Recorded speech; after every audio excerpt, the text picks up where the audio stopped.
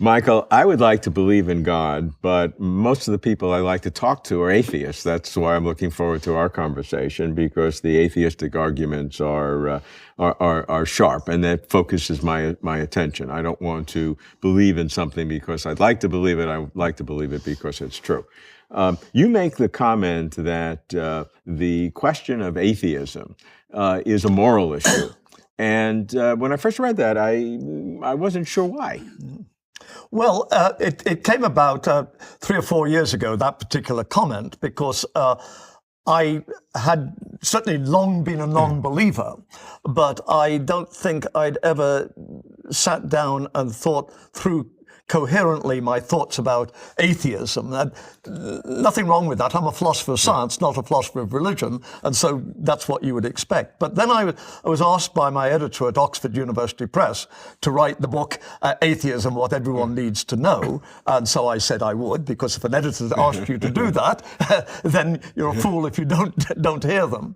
And I was a bit worried because when you're writing a book, non-fiction is just as creative as fiction. Sure.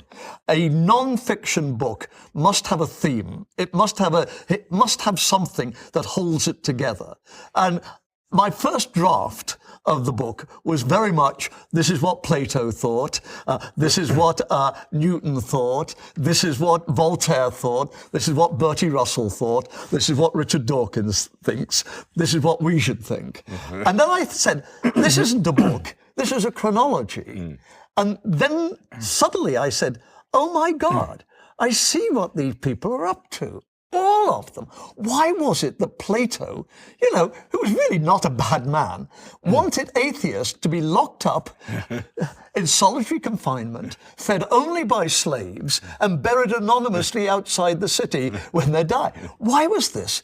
Because they're bad people, they're dangerous people, they're moral people. It's immoral, but it's that dialogue. And I said, oh my God, I see now that atheism isn't just epistemological, metaphysical, does God exist, or what ought we to believe? You yourself said, I would like to believe, yes, but yes.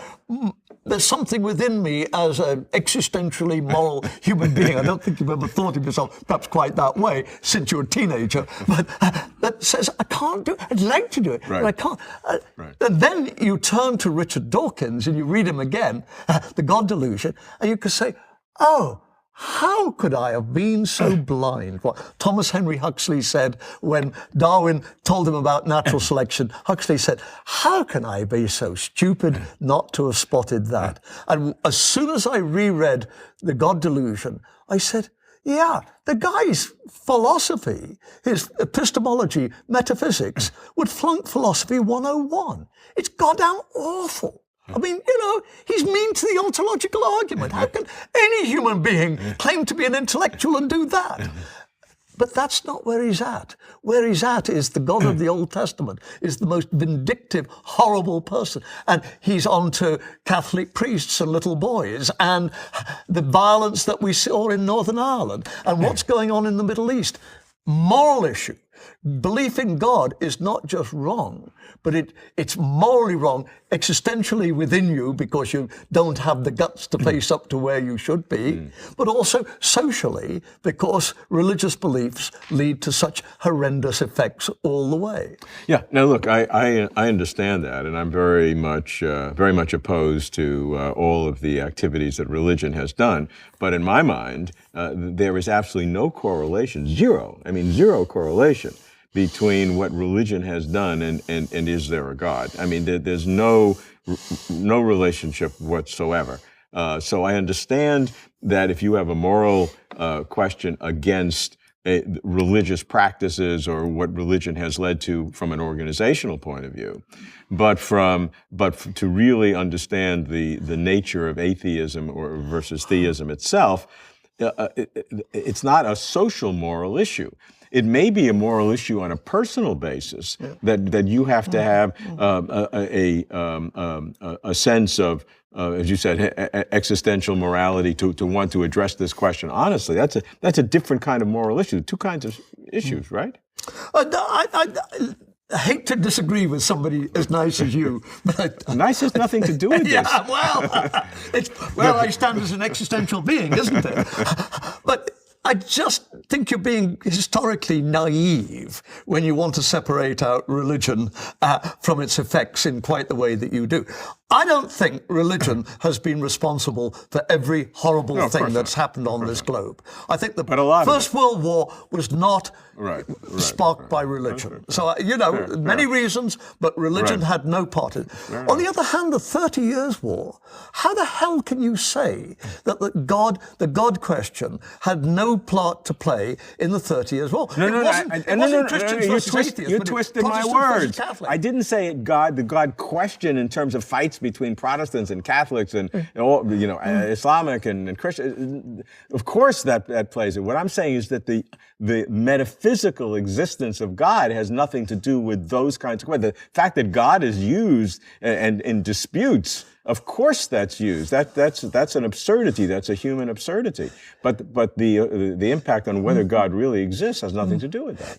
But what's worrying me now is if I agree with you, then it means that we can talk about the ontology of God, to use one of your favorite words, I understand. Right. We talk about that. And we're ignoring I don't want to ignore it. What to be talking about, like religious strife, the 30 Years' War. Okay, I agree with you. You're right. You're right about it's much more important, but it doesn't affect this other question. Well, it doesn't affect it, but it's like saying the pimple on my bum doesn't affect what President Trump's going to do tomorrow. But it doesn't mean to say... Did you just make an analogy between the pimple on your bump and the existence of God? On Trump and not on your skin, if you don't mind. Okay, your medical issues. No, in terms of the importance to humanity, you're 100% right. Well, you're 100% right, and I will devote 90% of my time to work with you to try to eradicate war. All right. I don't know the effect of it, but I'll work on it. It just so happens we're in the 10% world. Yes, we're in the 10% world, and I really want to know, and you're trying to help me, whether God exists or not.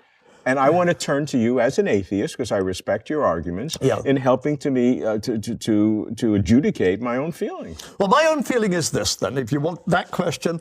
I cannot see that the Christian God exists. Now, interestingly, my arguments are not scientific particularly. They're much more theological, come anthropological. For instance, I see in Christianity an irresolvable tension between the Greek idea that was brought in particularly by Augustine and Aquinas of God as a necessary being that exists outside time and space, and the God of the Old Testament that's brought in by St. Paul, and particularly the God of the Protestants, the God who is a person, the God who cried when Anne Frank died in Bergen-Belsen. Because if that God didn't cry, but the God of the philosophers can't cry.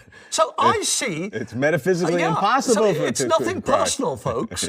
I just don't see those two going together. So, as I say, that's the major reason why I don't accept God or the Christian God, and I could, go on through the others. That said, I would say that ontologically, I think of myself as much more of an agnostic. I think that there are questions that science doesn't speak to, that are genuine questions, like why is there something rather than nothing? And frankly, the whole question of sentience, of the body-mind problem. I think that these are unsolved. They may be unsolvable. So at some level, I'm with the biologist J.B.S. Haldane when he said, the world is not only queer, it's queerer than we could dream that it is. And that's very much my ontological position. Now, I'm 76. I'm not, I'd like to live to ever, but I doubt I will. And at some level, I'm going to cross the Rainbow Bridge.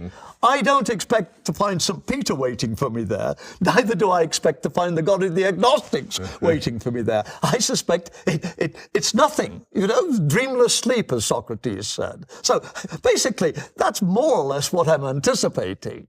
But I'm I'm an atheist when it comes to, the chap saying, welcome in, St. Peter will take the details, as it were, but then you'll get your harp over there and your bed sheet over there. I don't believe in that God. Do I believe in absolute nothingness? Well, no, but what is the God of the agnostics?